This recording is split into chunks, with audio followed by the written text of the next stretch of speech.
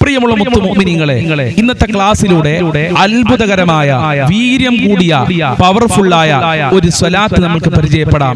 ഈ സ്വലാത്ത് 313 പ്രാവശ്യം ചൊല്ലിക്കഴിഞ്ഞാൽ ഇൻഷാ അല്ലാഹ് ഒരുപാട് പ്രശ്നങ്ങൾക്ക് പരിഹാരമാകും, ഒരുപാട് പ്രതിസന്ധികൾക്ക് പരിഹാരമാകും, ഒരുപാട് സങ്കടങ്ങൾക്ക് പരിഹാരമാകും. ഏതാണ് ആ അത്ഭുതകരമായ സ്വലാത്ത്?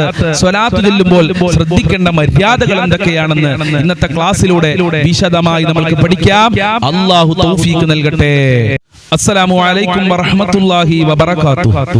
അൽഹംദുലില്ലാഹി റബ്ബിൽ ആലമീൻ വൽ ആഖിബത്തു ലിൽ മുത്തഖീൻ. അസ്സലാത്തു വസ്സലാമു അലൈക യാ റസൂലല്ലാഹ്. ദാറുൽ മുബീൻ മജ്ലിസ് കാണുന്ന പ്രിയമുള്ള മുത്തുമുഅ്മിനീങ്ങളെ, നിങ്ങളെ എല്ലാവരെയും നമ്മുടെ ക്ലാസ്സിലേക്ക് ഹൃദ്യമായി സ്വാഗതം ചെയ്യുകയാണ്. അല്ലാഹു സുബ്ഹാനഹു വ തആല നമ്മളെ മുറാദുകൾ ഹാസിലാക്കി തരട്ടെ, നമ്മളെ വിഷമങ്ങൾ അകറ്റി തരട്ടെ, ഈമാൻ നൽകി അനുഗ്രഹിക്കട്ടെ. ഒരുപാട് ആളുകൾ ദുആ കൊണ്ട് വസിയ്യത്ത് ചെയ്തിട്ടുണ്ട്. അവരുടെ പ്രശ്നങ്ങൾ നീ പരിഹരിക്കണേ നാഥ, അവരുടെ ഹാജത്തുകൾ നീ നിറവേറ്റി കൊടുക്കണേ അല്ലാ. എല്ലാവർക്കും റാഹത്തല്ലേ? എല്ലാവർക്കും സന്തോഷല്ലേ? എല്ലാവരും മനസ്സറിഞ്ഞുകൊണ്ട് 3 പ്രാവശ്യം അൽഹംദുലില്ലാ പറയൂ. അൽഹംദുലില്ലാ, അൽഹംദുലില്ലാ, അൽഹംദുലില്ലാ. പരിശുദ്ധമായ റമദാൻ ശരീഫിലെ അവസാനത്തെ പത്തിൽ പ്രത്യേകമായി ചൊല്ലേണ്ട 2 ദിക്റുകൾ നമുക്ക് തുടക്കത്തിൽ പറയാം. അല്ലാഹുമ്മ അഅ്തിഖ്നി മിനന്നാർ വഅദ്ഖിൽനിൽ ജന്നത യാ റബ്ബൽ ആലമീൻ. അല്ലാഹുമ്മ അഅ്തിഖ്നി മിനന്നാർ വഅദ്ഖിൽനിൽ ജന്നത യാ റബ്ബൽ ആലമീൻ. അല്ലാഹുമ്മ അഅ്തിഖ്നി മിനന്നാർ വഅദ്ഖിൽനിൽ ജന്നത യാ റബ്ബൽ ആലമീൻ. അല്ലാഹുമ്മ ഇന്നക അഫൂൻ തുഹിബ്ബുൽ അഫ്വ ഫഅഫു അന്നി. അല്ലാഹുമ്മ ഇന്നക അഫൂൻ തുഹിബ്ബുൽ അഫ്വ ഫഅഫു അന്നി. അല്ലാഹുമ്മ ഇന്നക അഫൂൻ തുഹിബ്ബുൽ അഫ്വ ഫഅഫു അന്നി. സ്വീകരിക്കണേ അല്ലാഹ്, കബൂൽ ചെയ്യണേ അല്ലാഹ്, നരകമോചനം നൽകി അനുഗ്രഹിക്കണേ റബ്ബേ, ഞങ്ങളെ പാപങ്ങൾ പൊറുക്കണേ അല്ലാഹ്. ഇന്ന് നമ്മൾക്ക് ഒരു അത്ഭുതകരമായ സ്വലാത്ത് പരിചയപ്പെടാം. ഈ സ്വലാത്തിന്റെ പേര് സ്വലാത്തുൽ മുൻജിയ എന്നാണ്. രക്ഷയുടെ സ്വലാത്താണ്. രക്ഷയുടെ കവാടങ്ങൾ തുറക്കപ്പെടുന്ന അത്ഭുതകരമായ സ്വലാത്താണ് ഇന്ന് നമ്മൾ പരിചയപ്പെടാൻ പോകുന്നത്. സ്വലാത്ത് എന്ന് പറയുന്നത് നമ്മളെ ജീവിതത്തിൽ നിന്ന് ഒരിക്കലും ഒഴിവാക്കാൻ പറ്റാത്ത ഒരു സൽക്കർമ്മമാണ്. അല്ലാഹു പരിശുദ്ധ ഖുർആനിലൂടെ സ്വലാത്ത് ചൊല്ലാൻ നമ്മളോട് നിർദ്ദേശിച്ചിട്ടുണ്ട്. ഏതേത് പ്രശ്നങ്ങൾക്കും പ്രയാസങ്ങൾക്കും സ്വലാത്ത് പരിഹാരമാണെന്ന് വലിയ ആരിഫീങ്ങൾ നമ്മളെ പഠിപ്പിക്കുന്നുണ്ട്. ഇന്ന് പഠിക്കാൻ പോകുന്ന സ്വലാത്ത് പ്രത്യേകമായി 313 പ്രാവശ്യം തീർച്ചയാക്കിയിട്ടോ അല്ലാതെയോ ചൊല്ലിക്കഴിഞ്ഞാൽ എല്ലാ ആഫത്ത് മുസീബത്തുകളിൽ നിന്നും രക്ഷപ്പെടാൻ കഴിയും. ആഫത്ത് മുസീബത്തിന്റെ കാലത്താണ് നമ്മൾ ജീവിക്കുന്നത്. പ്രകൃതി ദുരന്തത്തിന്റെ കാലത്താണ് നമ്മൾ ജീവിക്കുന്നത്. ലോകത്ത് യുദ്ധങ്ങൾ നടന്നുകൊണ്ടിരിക്കുകയാണ്.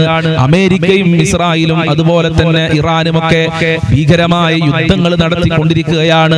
നമ്മളെ പ്രവാസി സുഹൃത്തുക്കൾക്കൊക്കെ രക്ഷ വേണം. പലരുടെയും ഭർത്താക്കന്മാര് വിദേശ രാജ്യത്താണ്, കുവൈത്തിലാണ്, ഖത്തറിലാണ്, ഒമാനിലാണ്, സൗദി അറേബ്യയിലാണ്. അവിടേക്കൊക്കെയാണ് ബോംബുകൾ ഇടുന്നത്, മിസൈലുകൾ ഇടുന്നത്. അവരുടെ രക്ഷയ്ക്ക് വേണ്ടി തീർച്ചയാക്കി ഈ സ്വലാത്ത് പതിവാക്കിക്കോ. അല്ലാഹു നിന്റെ ഭർത്താവിന് സംരക്ഷണം നൽകും, നിന്റെ മക്കൾക്ക് സംരക്ഷണം നൽകും. ഏതേത് ആവശ്യങ്ങൾ നിറവേറാനും ഈ സ്വലാത്ത് നമ്മൾ ജീവിതത്തിൽ മുറുകെ പിടിച്ചാൽ മതി. ഏതേത് ആഗ്രഹങ്ങൾ നിറവേറാനും ഈ സ്വലാത്ത് ചൊല്ലിയാൽ മതി. ഏത് ആവശ്യമാകട്ടെ, അത് സാമ്പത്തികമായ പ്രയാസമാകട്ടെ, അത് ശാരീരികമായ പ്രയാസമാകട്ടെ, ഈ സ്വലാത്ത് ചൊല്ലിയാൽ മതി.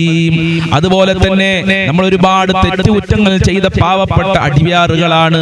അറിഞ്ഞുകൊണ്ട് തെറ്റ് ചെയ്തിട്ടുണ്ട്, അറിയാതെ തെറ്റ് ചെയ്തിട്ടുണ്ട്, മനഃപൂർവ്വമായി തെറ്റ് ചെയ്തവരാണ് നമ്മൾ. ആ തെറ്റുകുറ്റങ്ങൾ പൊറുക്കാൻ ഈ സ്വലാത്തിന് കഴിയുമെന്നാ പറയുന്നത്. അതുകൊണ്ട് ഈ സ്വലാത്ത് ധാരാളം ചൊല്ലിക്കോളൂ. തെറ്റുകുറ്റങ്ങൾ പൊറുപ്പിക്കേണ്ട വളരെ പ്രധാനപ്പെട്ട റമദാൻ മാസം അവസാനത്തെ 10 ദിനരാത്രങ്ങളിലൂടെയാണ് നമ്മൾ സഞ്ചരിച്ചു കൊണ്ടിരിക്കുന്നത്. അല്ലാഹുവേ, ഞങ്ങളെ പാപങ്ങൾ നീ പൊറുക്കണേ അല്ലാഹ്. തീർന്നിട്ടില്ല. ഈ സ്വലാത്ത് ചൊല്ലിക്കഴിഞ്ഞാൽ അല്ലാഹുവിന്റെ അടുക്കൽ ഉയർന്ന പദവിയാണ് നമ്മൾക്ക് ലഭിക്കുന്നത്.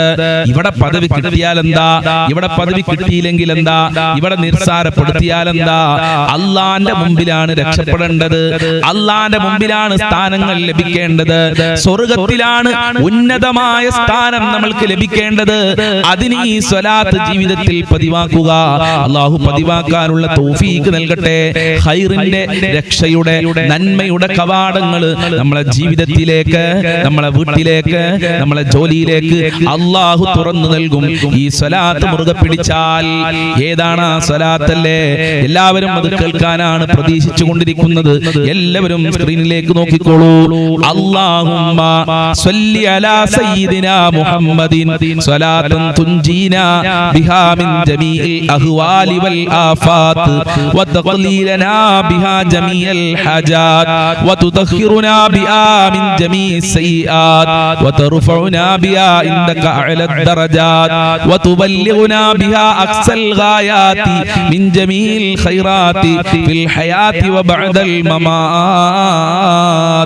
എൻ്റെ കൂടെ എല്ലാവരും ഒന്ന് ചൊല്ലിയും അല്ലാഹുമ്മ സ്വല്ലി അലാ സയ്യിദിനാ മുഹമ്മദിൻ സ്വലാത്തൻ തുൻജീനാ ബിഹാ മിൻ ജമീഇൽ അഹ്വാലി വൽ ആഫാത്ത് വതഖ്ലീലനാ ബിഹാ ജമീഅൽ ഹാജാത് വതുതഖിറുനാ ബിഹാ മിൻ ജമീഇസ് സയ്യിആത് വതർഫഉനാ ബിഹാ ഇൻദക അഅലad ദറജാത് വതുബല്ലിഗുനാ ബിഹാ അഖ്സൽ ഗായാത് മിൻ ജമീഇൽ ഖൈറാത്തി ഫിൽ ഹയാതി വബഅദൽ മമാത്.